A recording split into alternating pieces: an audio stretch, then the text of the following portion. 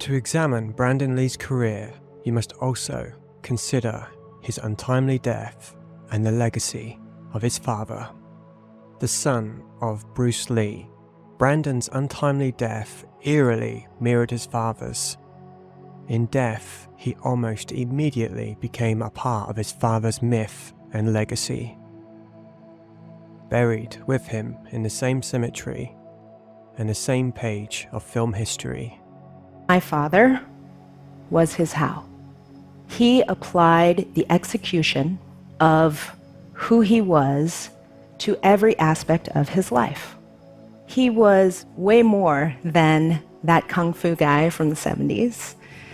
He was someone who worked very hard at actualizing his inner self and expressing it out into the world. And that laid the foundation for what continues to inspire us, engage us, excite us, and attract us to him. He was the embodied example of living fully. An accident fueled by his determination to step out of his father's shadow and forge his own legacy. With only 2 days left in production, fate intervened on the set of The Crow. Because of a mishandled prop gun, Brandon Lee's life was tragically cut short. With the hindsight of time, many crew members come to believe it was predestined, written in the tarot cards. Odd events, eerie premonitions, and unsettling dreams haunted the production. Whether imagined or real, these anecdotes all seemed to foreshadow the inevitable. Describe where it comes in the film and what it means. Well, it means I'm wearing a bulletproof vest right now. And I just got shot 20 times. And I've worn squibs before, and I've gotten shot before, but I must say I have never been shot 20 times at once before. A tragedy that forever linked Brandon Lee to the final role, turning The Crow into a cult film. It poses some really interesting questions. If you died, and then somehow a year later, you had 1 day, 2 days to come back, having lost you. They've had their grief. We hope they've gone on in some way. You know, they've found a place to keep that and hold it. And now you're back for 2 days. But I mean, tell me, you could sit someplace and, you know, you just want to pick up the phone. So I thought about it, and I thought about it for a long time. And I thought the first person I'd want to call would be Eliza, my fiancée, right? But of course, in this piece, she's gone, you know? And so that's another pressure on the character. Brandon had just navigated the industry, starring in a movie of the week where he played a long-lost son. Mirroring his own struggle to carve out an identity in Hollywood, he faced the same lingering prejudices that had once stood in his father's way. Both father and son's final films reflect careers cut short, yet their last roles became something more, breaking them free. Instead of retreating to Hong Kong to make action films, both chose an American production, a ticket out of the stereotypes. For Brandon, it was his chance to finally step out of the shadow of the dragon. Well, my father, you know, as a man now, getting to look at another man's work, you know, like trying to say, okay, he's not my father, I'm just looking at his work as objectively as possible. I admire it tremendously. My father was a great man. I mean, he was a great man. And he did so much more and would have done so much more than most people probably are aware of who have just seen his films, you know? Both films were rumoured to be plagued by accidents and eerie events. I want to ask you, you're one of, there's several, but you're one of the main villains in this piece, and I just wanted to ask you what that was like to be a villain in a Bruce Lee film, and how that has affected your life from since then, and talk about making the film. The strange part of it is that I love Bruce Lee, and we were really close friends for many, many, many years, over 10, and training with him. I can take the hits, and Bruce wanted to do everything real. He really, Freddie and Paul can tell you, Bruce got hurt a lot in this film. He got bit by the snake, he got hurt by the windows, he got cut with the glass scene with me. We're using real bottles.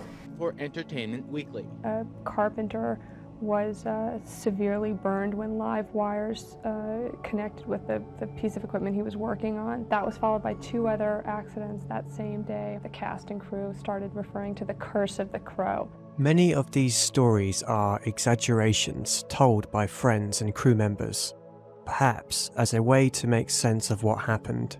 In hindsight, every strange occurrence now seems like an omen, all pointing towards one of the worst on-set accidents since Vic Morrow. Some of the events leading up to Brandon's death were undeniably eerie. Near the end of production, he typically spent his lunch breaks alone in his trailer, avoiding prying questions about his father.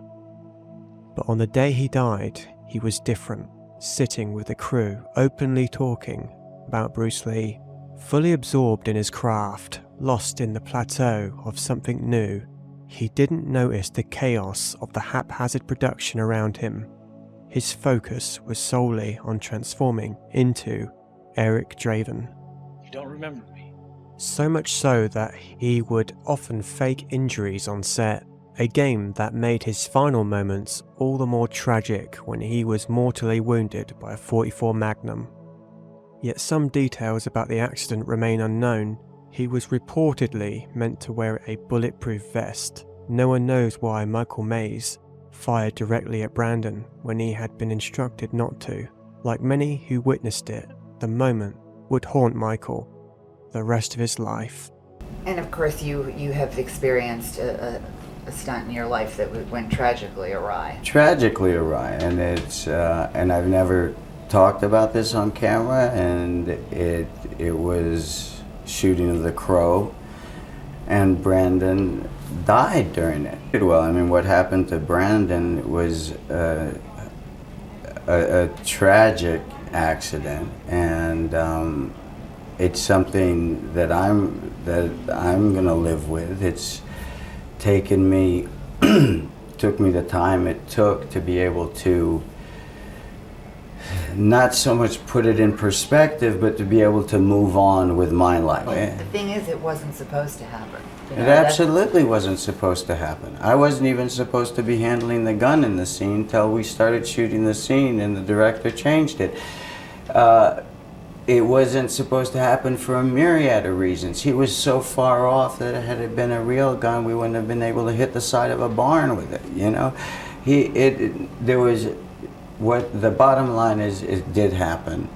I don't think you ever get over something like that and say, no, I've gone through it a lot and things keep changing. I know Brendan's fiance now who's married to somebody else and has a little girl, and I see she shops in this store, at my wife's store, and I see her in the park with a little girl, and I you know, I get all sorts of joy and thoughts about that, and it's not Brendan's kid, and you just keep on going, you know. Life is extraordinary and very resilient, you know, and you take the good where you see it, you know, and that's how I have. But no, I'm not going to ever talk about this again because I don't see why anybody would want to talk about it again. It's nobody's business. It's not that I'm hiding behind it or I go around saying, oh, I can't go on because this happened. It's all been part of life, or part of the fabric of my life. Take your shot, fun boy. You got him, dead bang. In costume, Brandon Lee stood behind the door, psyching himself up to step through into the line of fire. The .44 Magnum being aimed at him had a projectile lodged in its barrel, waiting to unleash a tragic fate. Now, a fully loaded weapon with no safety measures in place was aimed directly at Brandon Lee. Just moments away from eclipsing his father's legacy at the age of 28, he stepped through the door, began to deliver his line, and was struck down by the .44 Magnum, unconscious from shock. His life was tragically cut short in an instant. Wonderful quote from the book Sheltering Sky, where he says, because we do not know when we will die, we get to think of life as an inexhaustible well. And yet everything happens only a certain number of times, and a very small number, really. How many more times will you remember a certain afternoon of your childhood, an afternoon that is so deeply a part of your being that you can't even conceive of your life without it? Perhaps 4 or 5 times more, perhaps not even that. How many more times will you watch the full moon rise?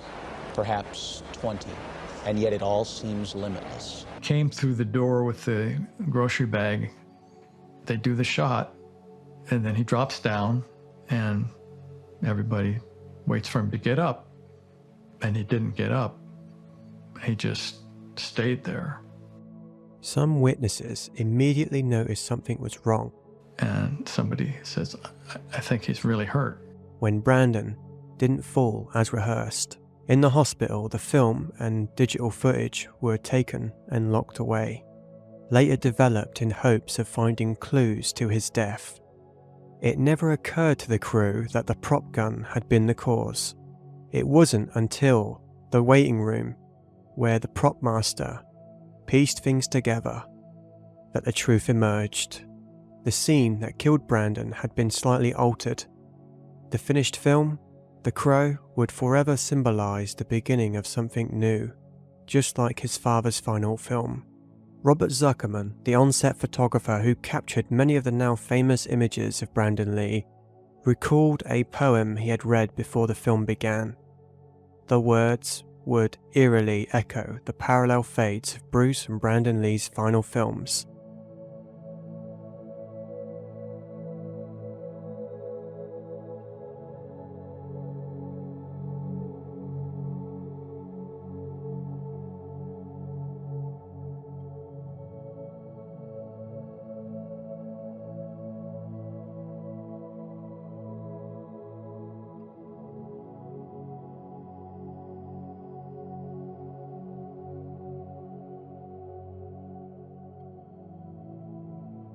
I lost you there for a minute, bud. You okay?